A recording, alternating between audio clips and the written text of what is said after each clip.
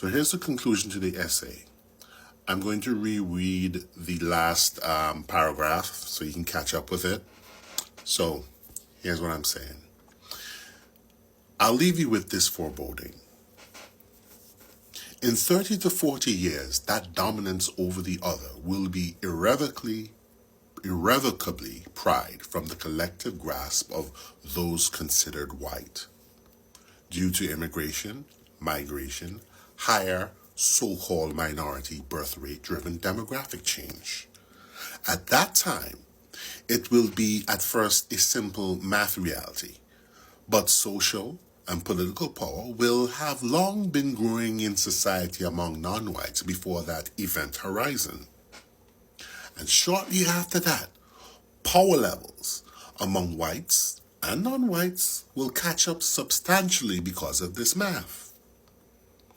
At that point, the white identity, if it still requires dominance over the other to distinguish and sustain itself as a subconscious benefit in the minds of those who consider themselves as such, the existential, everyday reality of population parity in terms of attitude, expectation, political, and social impact that those considered other will have in a guaranteed and continuing way on white lives in avenues that whites use to be exclusively and absently able to control and sip from, will create an incurable cognitive dissonance of an identity crisis.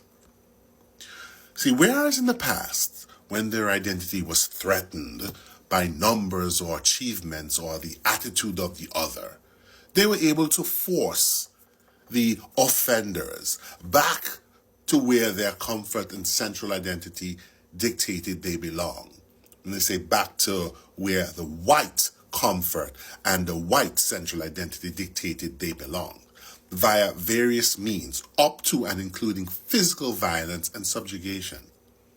At this point, they will realize that potent, reliable tool has been forever taken from them. That age-old cubbyhole of a power pyramid they considered at a subconscious level to be essential will be obliterated. And it has started already. Unless those considered white redefine for themselves before that point what white means without the power dynamic of ages past and at its founding, this identity will fail in every sense of the word. The cognitive dissonance mentioned earlier that an unprepared population will suffer will create many strong social and even physical disruptions and upheavals that for the first time will not be met by acquiescence, capitulation, and cowing under. They will be met by firm, unsympathetic, insistent resistance from the new plural majority. These last-minute tantrums are destined to fail. What will you do then? I hope you get right with the future and embrace it fully. Ride or die.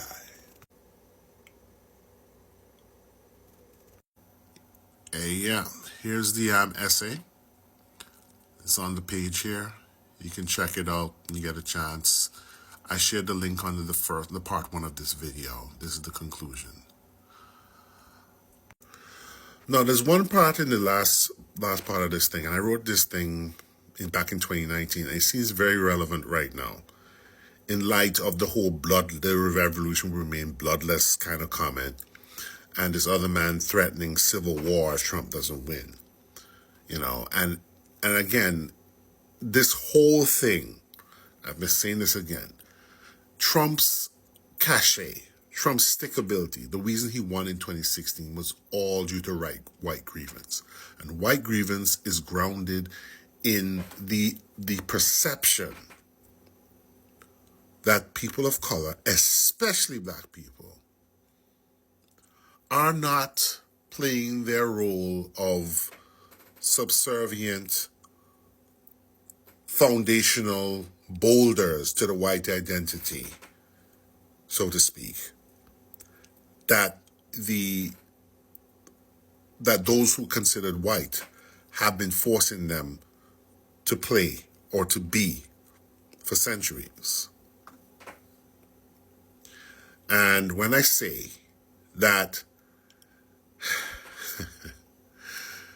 they will be met by firm, unsympathetic, insistent resistance from the new plural majority, that is not a joke. I think that's a promise.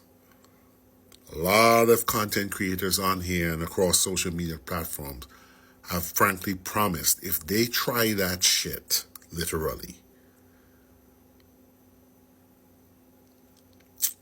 they will rule the day. You know?